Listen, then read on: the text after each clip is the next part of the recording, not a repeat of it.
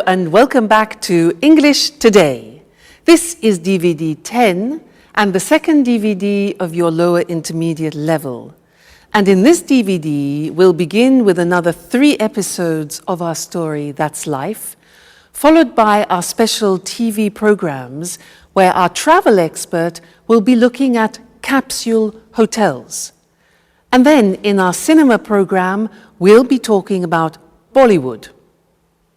Then in the grammar section, we will study more about the forms will and going to in the future and their uses. We'll also study the past continuous tense and the different uses of the word like. So, I hope you enjoy yourself.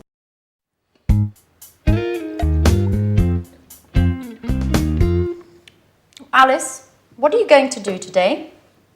I don't know. Why? I'm going to do some shopping for this evening. Would you like to come along? I'd like to make dinner for Jack's aunt. I also want to invite Sharon and Peter. My lesson is at 3.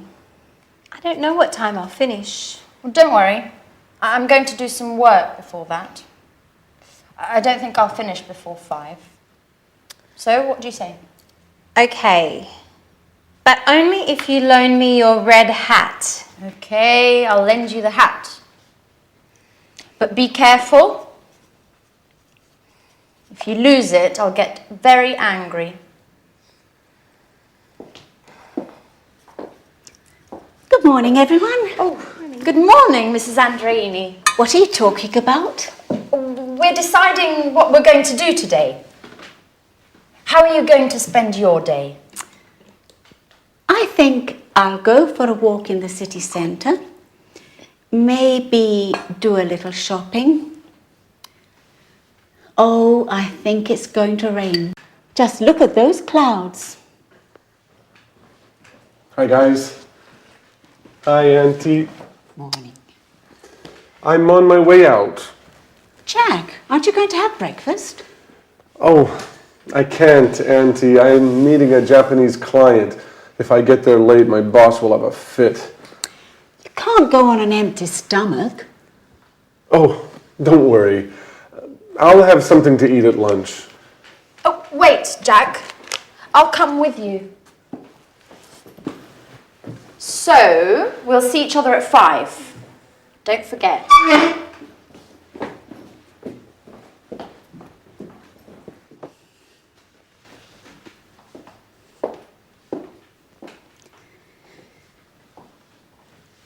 I'm worried about Jack.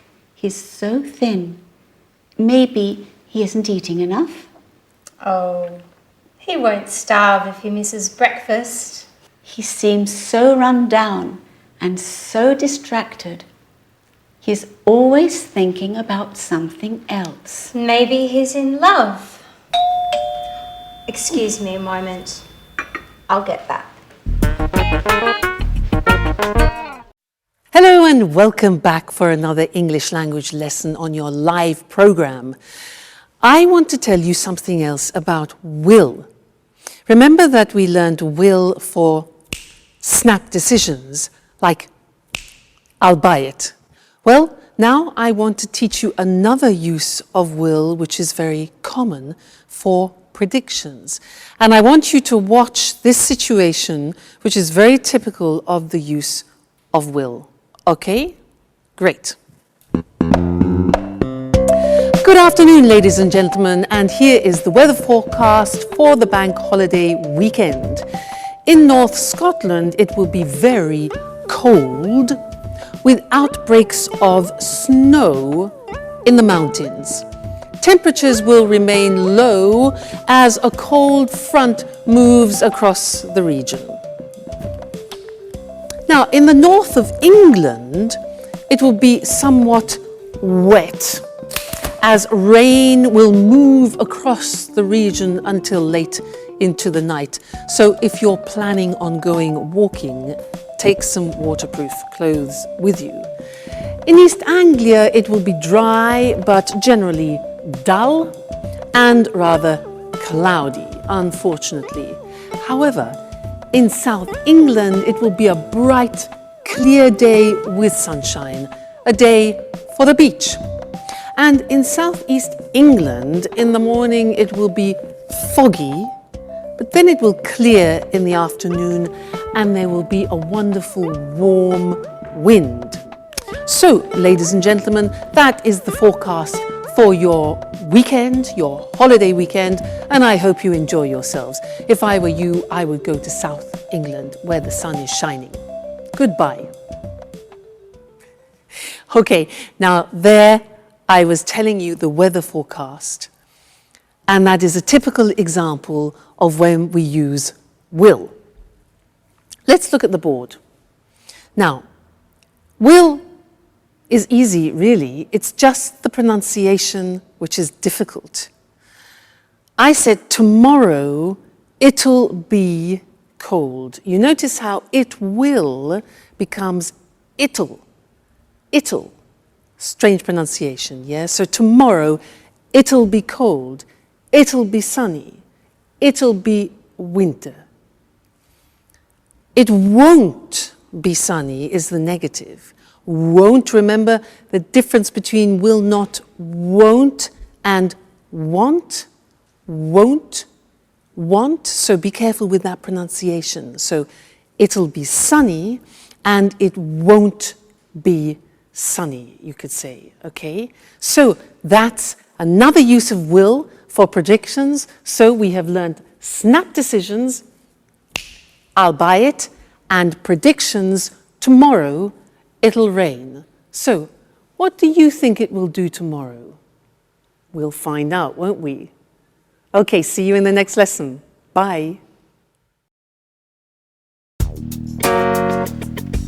Sharon, this is Jack's Aunt Carolina. It's a pleasure to meet you.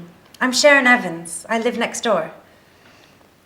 Another woman, and very pretty, I might add. Let me guess, you're Jack's friend too? Who knows why my nephew prefers female friends? Excuse me, I have to go. Sharon, why don't you stay? You can get to know each other better. Sharon, I'm a little worried about Jack. He's so distracted these days. Maybe there's something you know I don't. Me? I don't know anything, really. It's strange. I know his work is going very well. Maybe there's a woman in the picture? Listen, I'm very sorry. As I told you, I don't know anything about it. Now, I really must get going. Okay. What's the matter, Sharon? You look a little upset. I'm fine. Just a little tired, that's all. Listen, Sharon, you seem like such a nice girl. May I ask you a favor? Certainly. Go right ahead. You know I'm going to leave in a few days. When I leave, will you take care of Jack? It would make me feel so much better. Oh, well, I don't know. I don't know if I can do that. And why not? I'm not really the right person. And I'm also engaged to Peter. We live together. Engaged. That's strange. Why do you say that? Because love is joyful, my girl. And you seem, well, you seem so unhappy. Hello again and welcome back. Jack's aunt is like a walking X-ray, isn't she? Now I want to look at going to with you again. Remember in the last lesson, some lessons ago, we learned going to for a future intention. You know, when I want it was 20,000 euro. I said, I'm going to have a good holiday. Well, I want to look at another use of going to now, which is for inevitable results. Let me give you an example. If I take this jug and this glass, and I start pouring water like this into it, right I say stop, it's going to overflow. You can see it happening, and the result is inevitable. So this is another situation when we use going to. Let me give you some other examples. For example, let's think football. Yeah, you see the umpire, the referee. You see the referee, yeah? He does this. Red card. Inevitable result is he's going to send off a player. Red card. Look at this.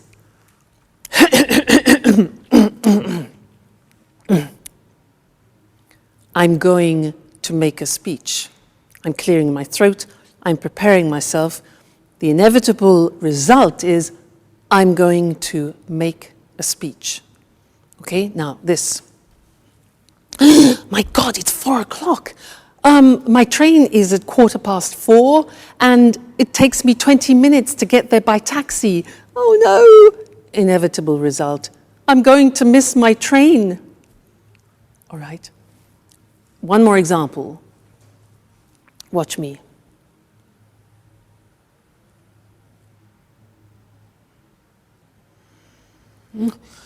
I'm going to fall asleep. That's the inevitable reaction, okay? So I want to look at those with you on the screen now. Let's have a look.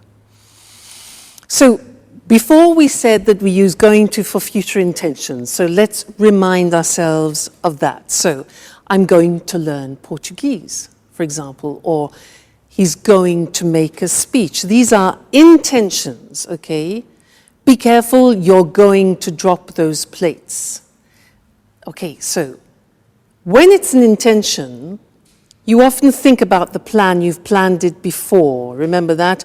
I'm going to go on holiday, I'm going to buy some beautiful plates. It's all planned and programmed. But going to, in this situation I showed you, is for something you see is about to happen. So, I look at my clock. I'm going to miss my train. The referee's going to send him off the football pitch, for example. Be careful. You're going to lose the match in the football situation, for example. Okay? So these are all things that are going to happen. You see them, and it's inevitable. So you need to decide between the two situations, all right? Whether it's an intention or whether it's a predictable action or result. Now, an intention for you is you are going to be very good at English, okay? That's a future intention. Good. So that's going to, and I'll see you again in the next lesson. Bye.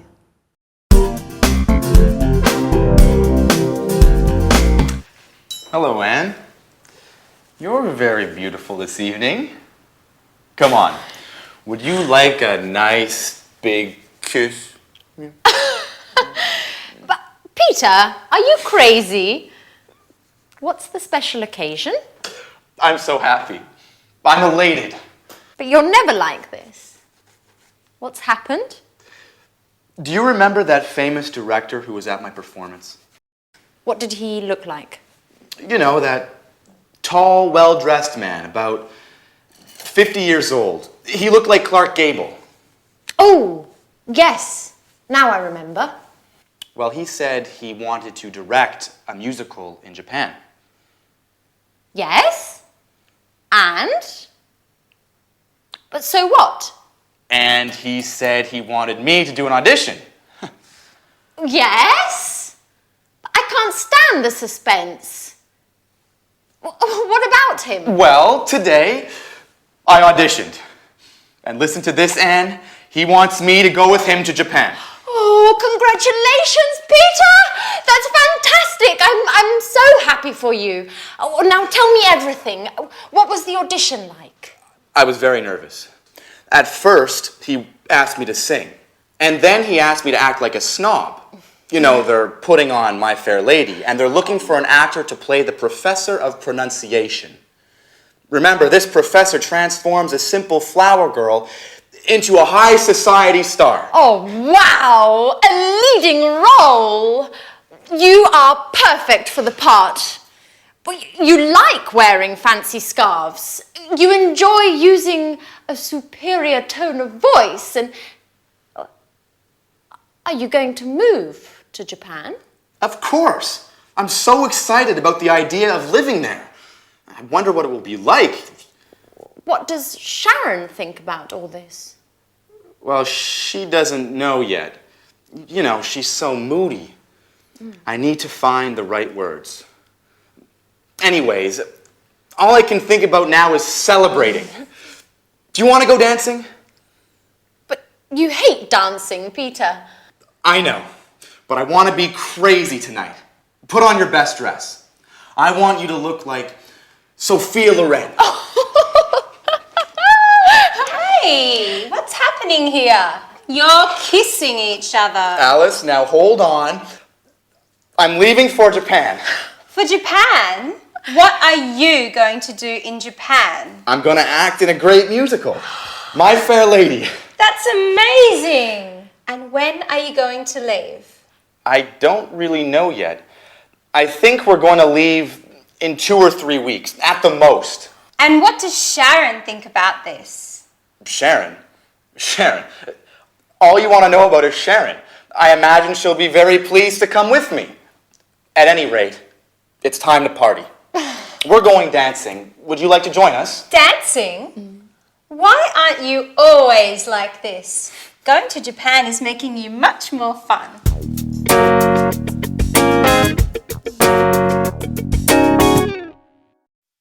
Hello again and welcome back to English Today for some more English lessons. Japan. Now that's an interesting destination, isn't it? Have you ever been there? No, neither have I. I'd love to go. Now, in this lesson, I'd like to do some revision about the simple past, irregular verbs. And I want to do a type of quiz with you. It's very simple, just to see if you can remember the irregular verbs, okay? I will say something, a phrase, in the positive form, in the past. Let me give you an example. I said that yesterday. Now, you have to find the infinitive of the past tense and formulate the question. So, I said that yesterday. What's the question? What? Remember, the auxiliary for the simple past is did. What did I? Now, said is the past tense of what? Say. Exactly. So, what did I say yesterday? All right, that's the quiz. I say the positive form, you make the question form. All right, let's start. Okay. I sold it yesterday. I sold it yesterday. When? Sold. When did I sell it? Okay, sell, sold. Next one. I met him on Monday. I met him on Monday. Met. So when? Okay. When did I meet him? When did I meet him? Very good. Next one. I came by train. I came by train. How? Did I come? All right. How did I come? Very good. Next one. I had a problem. I had a problem. Be careful. I had a problem. What problem did you have? Remember, have always takes the auxiliary in the past tense and in the present tense. So, what problem did you have? Great. Next one. I bought it in England. I bought it in England. Where did you buy? Very good. Where did you buy it? Great. Next one. I found it on the bus. I found it on the bus. Where did you find? Found. Where did you find it? Good. Next. I thought it was good. I thought it was good. What did you think about it? Think, thought. What did you think about it? Great. Next one. He was at home. He was at home. Where? Be careful. Was. The verb to be, remember? An exception. Where did he be? No, you can't use the auxiliary with the verb to be, so he was at home. Where was he? Okay, so don't forget that. The verb to be is an exception, doesn't use auxiliaries. Right, next one. I flew by British Airways. Flew. How did you fly? Okay. I saw the film yesterday. I saw, S-A-W, the film yesterday. When? Did you see the film? Okay, great, we're getting good. I drank some wine. I drank some wine. What did you drink?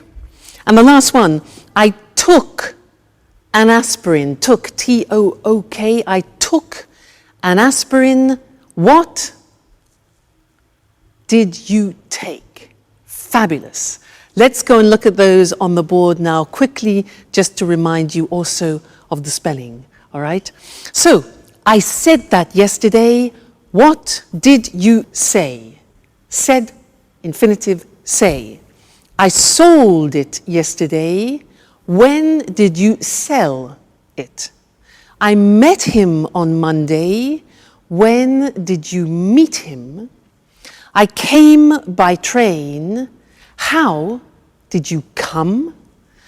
I had a problem. What problem did you have?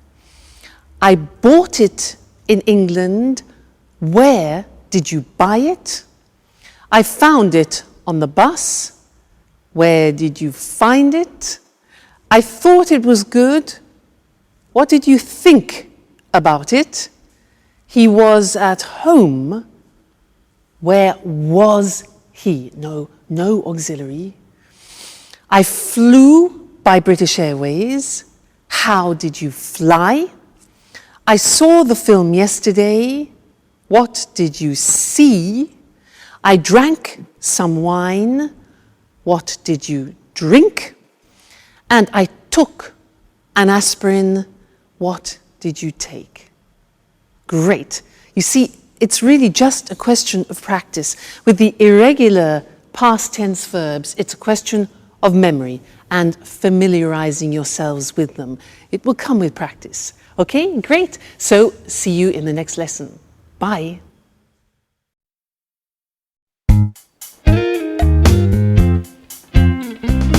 Hi, everybody. Wow. I'm really pleased to see everyone dressing up like this for me. Ha ha. You'd like to be the center of attention, wouldn't you? Well, of course. And that color really suits you. And Alice, made up like that, you look much older. What's happening anyway? Why are you all so elegant? Did I forget something? No, Jack. We're going out to celebrate with Peter. He's going to play a role in a musical. And he's moving to Japan. To Japan? What does Sharon think about all this? She doesn't know. Anyway, according to Peter, she'll be ecstatic about the idea of moving to Japan. Moving to Japan? What does Sharon have to do with Peter's musical anyway? Well, you know how it is, Jack. When two people are together, they make changes together. And anyway, why do you care if Peter and Sharon move to Japan? Oh, I don't care. But I really don't think that Sharon is going to be happy about moving to Japan. That's what you think. Well, of course, I could be wrong.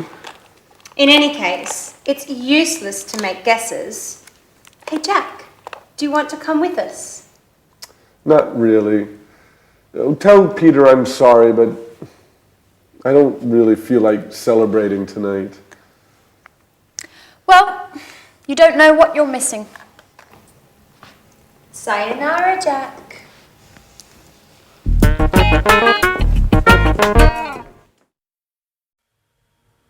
Sayonara.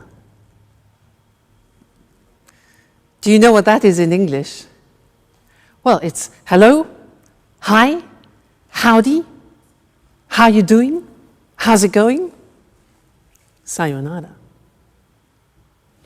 In that episode, we heard 3 interesting uses of like. Now, Anne said, what did he look like?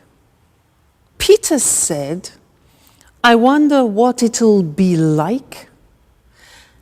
And Peter also said, would you like to go dancing? Interesting, hey? This word like in English is really very, very interesting because it has different uses and different meanings. And Mr. Monkey is going to help me explain them to you. Now, if I ask the question, what would he like to do? What would he like to do? Mr. Monkey, what would you like to do? Mr. Monkey, you know what he said? He said he would like to find a Mrs. Monkey. Well, that's natural. What does it express? What would he like to do? Would like expresses desires, wishes, and wants. So that's one form. What would he like to do? What is his desire? Would like with the conditional form. That's one. Next one. If I ask what does he like in the present tense, what does he like?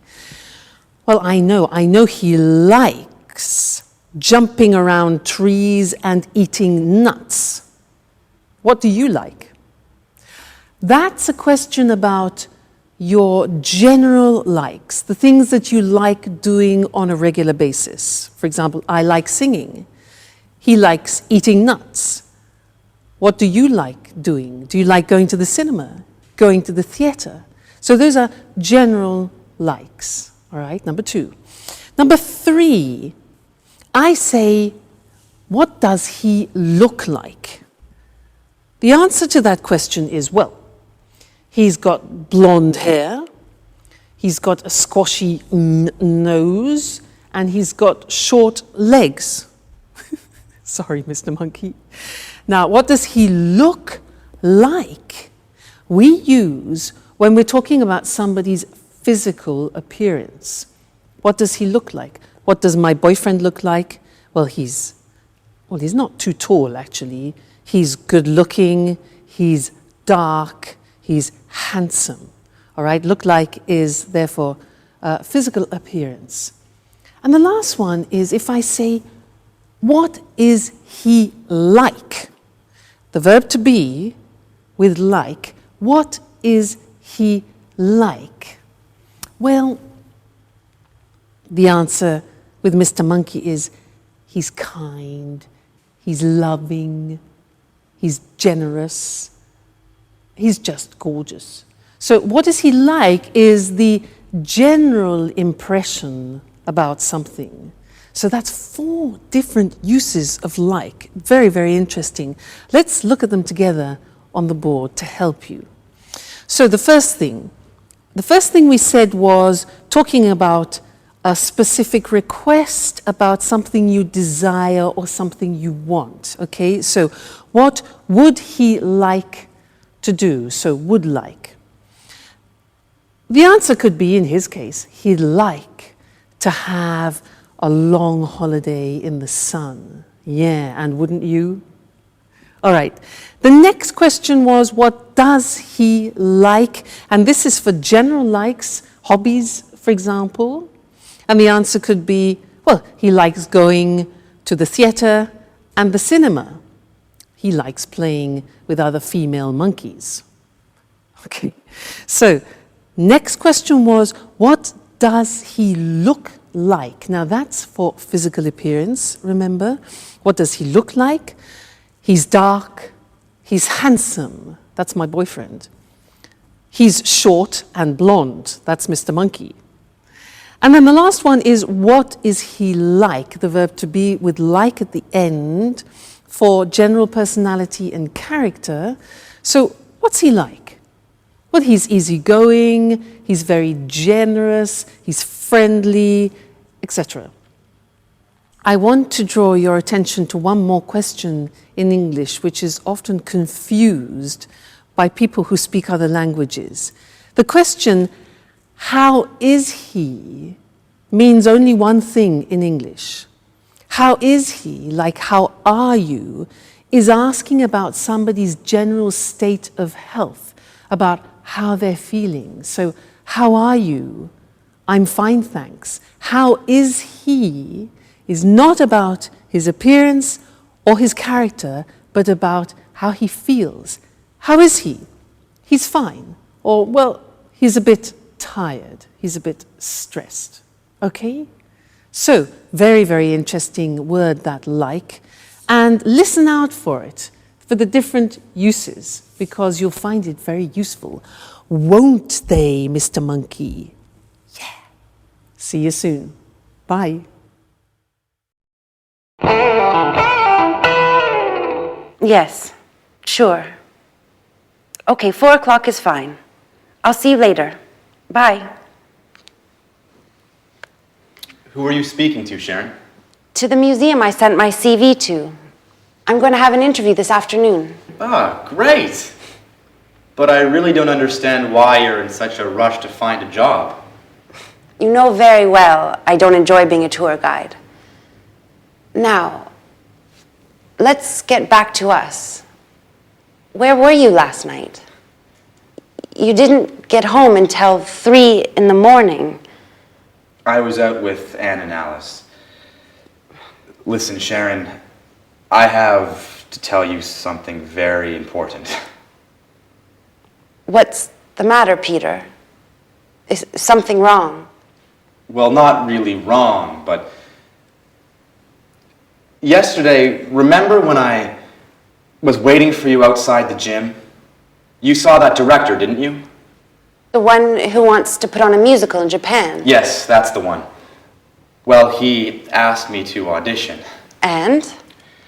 Well, we had a meeting, and the audition went very well. It's a shame you weren't there. I was fantastic. Let me tell you what happened. Firstly, when I arrived, they were rehearsing the first scene of My Fair Lady. A girl was selling flowers in the street. People were passing by without noticing her. 2 men were watching the scene, laughing all the while. Then I sat down because I didn't want to interrupt anything. After that, all of a sudden, the director noticed me. He called out to me and asked me to play one of the roles. And here comes the best part.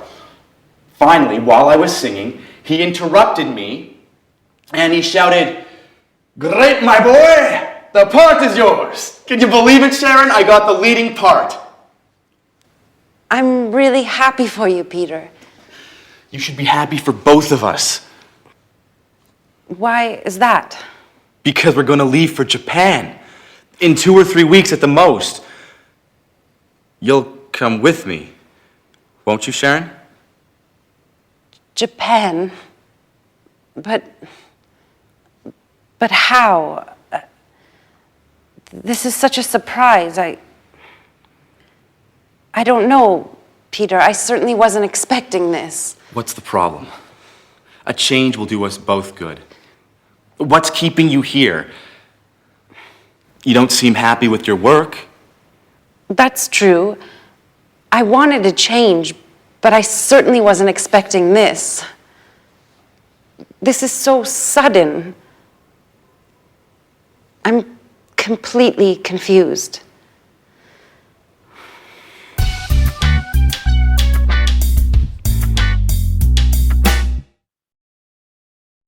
Hello again.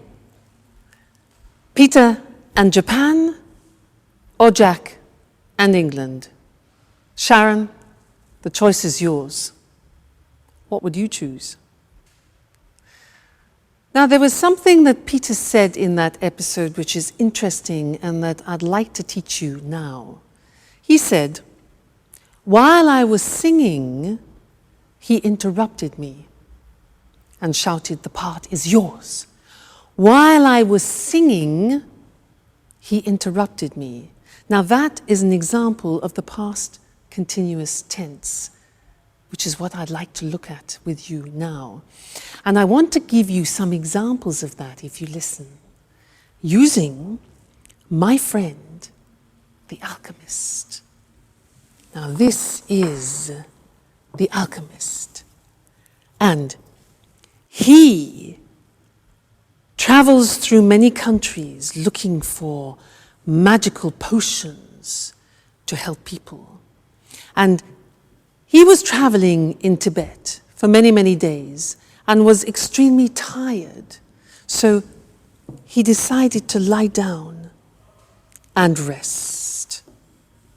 So Mr. Alchemist rested in the mountains of Tibet. And while he was resting, a magical butterfly from Tibet rested near his head to protect him. And these butterflies in Tibet protect good people from the evil around. And there are evil things in the mountains of Tibet. So, while he was resting and regaining his energy, suddenly a ferocious lion appeared and saw the alchemist and the butterfly resting and thought, "Ha-ha, a great two-course dinner, a starter and a main course." As he was preparing to attack, the butterfly saw him but didn't move. As the lion was getting closer, suddenly the butterfly turned and cast a spell on the lion, and the lion bit off his tongue and died. That was the end of the lion. And the alchemist survived. Let's look at the language that I use there, the past continuous. Now, the past continuous, as I said before, is a tense that we use when an action is continuing and is sometimes interrupted by another action. Look at the example. He was sleeping when the lion attacked. She was working when it happened. Now, you noticed it's I was, you were, he, she, it was, we were, you were, they were, plus the infinitive form and ing. So, she was working when it happened. We were watching TV when he phoned. They were relaxing when the lights went off. Now, the negative form is easy because you put the auxiliary into the negative. I wasn't concentrating when I dropped it. You weren't listening when the teacher explained it. You weren't. Check the pronunciation there. It wasn't working when I switched it on. The question form, you take the auxiliary and the subject form. What were you doing when he phoned? What were you doing? Where were you going when the news arrived? And who were they talking to when I saw them? Who were they talking to when I saw them? All right, so past continuous tense in order to describe actions which are continuing and can sometimes be interrupted. Or, for example, as I was telling the story, you were listening to me and learning the past continuous. Okay? Great, so that's the past continuous. Come back to the next lesson for some more new language. Bye.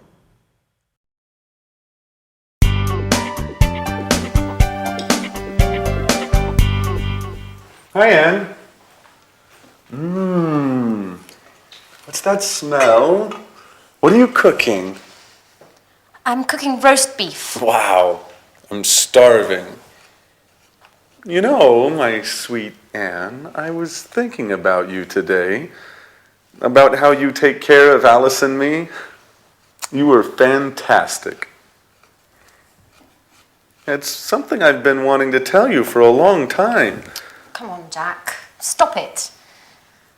Stop making fun of me. Oh, but it's true, Anne.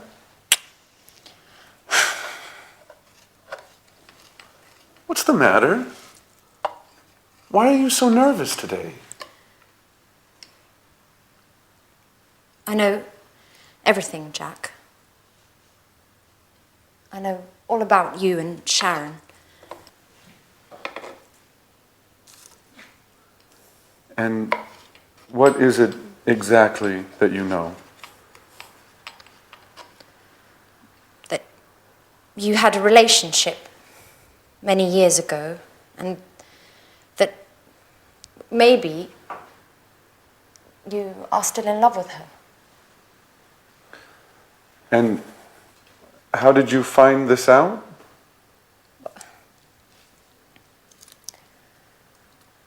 I was tidying up in the living room the night of Peter's performance when I saw your jacket, and I was taking it to your room when something fell out.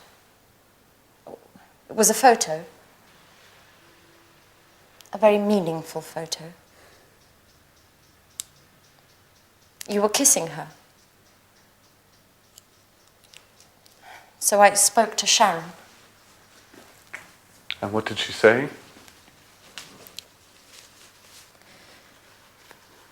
She told me everything. Tell me the truth, Jack.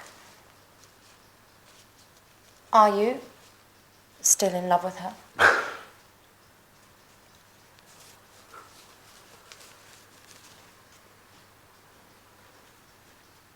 Well,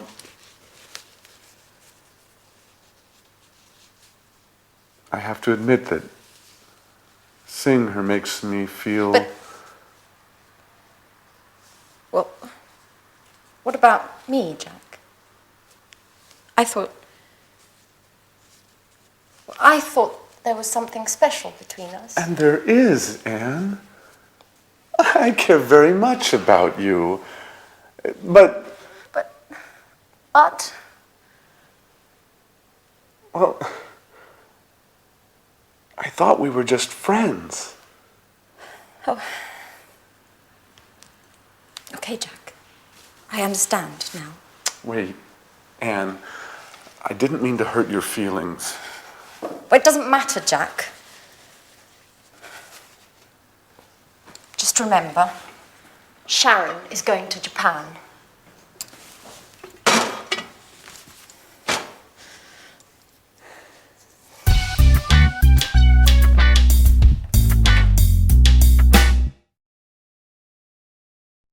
Hello again and welcome back for some more English. In that last episode, there were some interesting sentences. Jack said, Why were you so nervous?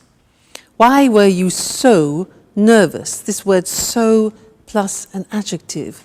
And Sharon said, this is such a surprise. Such. Those are the words I want to look at with you now. So and such. Now, I want to illustrate them by telling you something about a holiday that I went on. Listen to how I use them. Now, in front of me, I have some objects which I found when I went to Tibet. I had a fantastic holiday in Tibet. It was so interesting. And we visited the monasteries there, which were so huge and so beautiful. And inside the monasteries, we met some monks. Now, there aren't actually many monks left in the monasteries anymore, but they were very interesting and so special. And we saw this instrument. This here is an instrument. And look, if you can open it, it's so strange. Look at this.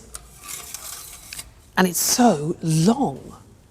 And it's actually so difficult to blow. I'll try it. Listen.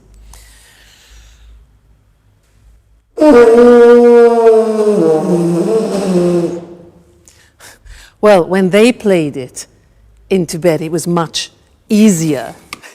Anyway, so interesting, this. So they have these instruments, and the monks wear these hats, look. Look. Oh, so strange, hey? Look at them. Very strange. So, or very interesting. And in Tibet, obviously, the temperatures are low, and the Tibetans have a special type of milk. And this is a container where they keep the milk, and the milk is yak milk. It comes from these unusual cows with long hair and horns that make this milk, yak milk, which is so unpleasant if you're not used to it. But anyway, it was such an interesting trip that I really recommend you should go and visit Tibet. Now, as I was describing Tibet to you, I was using both so and such. Let me show you how that works. So is usually followed by an adjective. The example is, Tibet is so interesting. Interesting is an adjective. So interesting, and it gives the impression of being very, extremely interesting, okay? We were so impressed by Tibet. So plus adjective. These instruments are so difficult to play, okay? They're so difficult to play. The monasteries are so huge, and it was so cheap. In fact, the holiday was so cheap. All right, so followed by an adjective. Now, such. I said it was such an interesting trip. Now, look at that. It was such is then followed by the noun.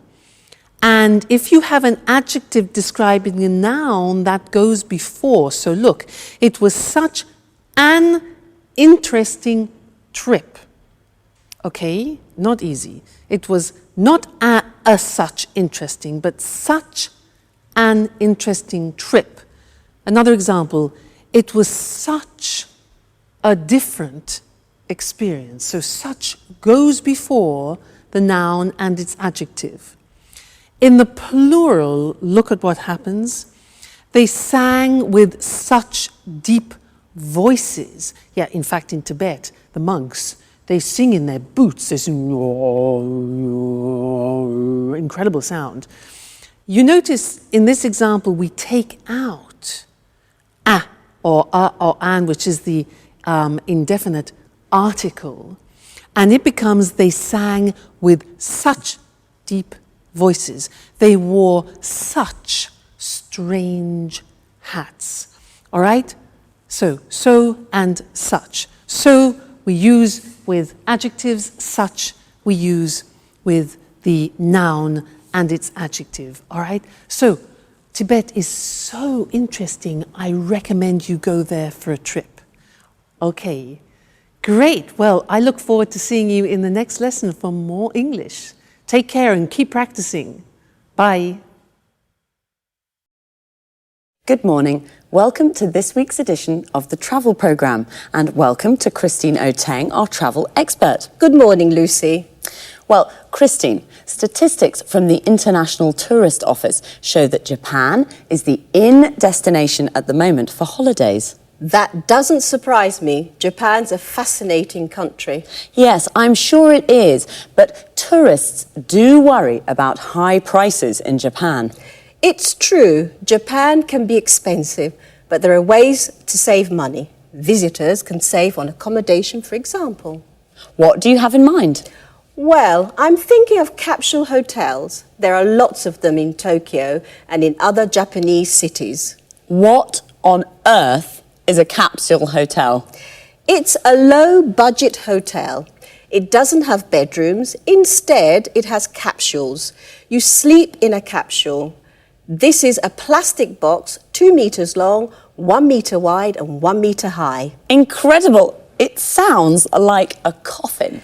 Yes, but they're more comfortable than a coffin. There's everything you need. A bed, a control panel for the light and heating or air conditioning, a small TV near your feet, a radio and an alarm clock. Don't tell me there's a shower too. Yes, there is a shower, but not in the capsule though. You share showers and toilet facilities with other guests. And how much does it cost? About €25 a night. Capsule hotels are really for office workers who miss their trains home at night, but tourists can sleep there too. Amazing. And only €25. Do you think that an idea like that could work in Europe? Absolutely. In fact, there's at least one capsule hotel already in London. Does it have capsules too? No, it doesn't. There are traditional rooms, but they're very small. They're about 7 square meters. Many of them don't have a window, and there isn't a wardrobe, just 2 coat hangers. You need to pay extra to watch TV and to have your room cleaned. But there is a double bed and an ensuite bathroom with a shower, toilet and wash basin. And how much does it cost in London? A room costs about €40 a night. But if there's a lot of demand, the room can cost more. You see, the hotel uses the concept of low-cost flights. And the earlier you book, the cheaper it is. So, if you book at the last minute, you pay more. That's it. Well, there are some interesting travel ideas there. If you're looking for a cheap place to stay in central London, you could try a capsule hotel. But remember to book early. On the other hand, if you're visiting Tokyo, why not spend a night in one of those capsules? It'll certainly be an unusual experience, and you'll save some money too. Thanks, Christine. It's a pleasure. Goodbye. And goodbye to all our travellers. See you next week. Christine said Japan is the in destination at the moment. We say something is in when it's fashionable and popular. We can say green is in, or green is the in colour. This means that it's a popular colour at the moment.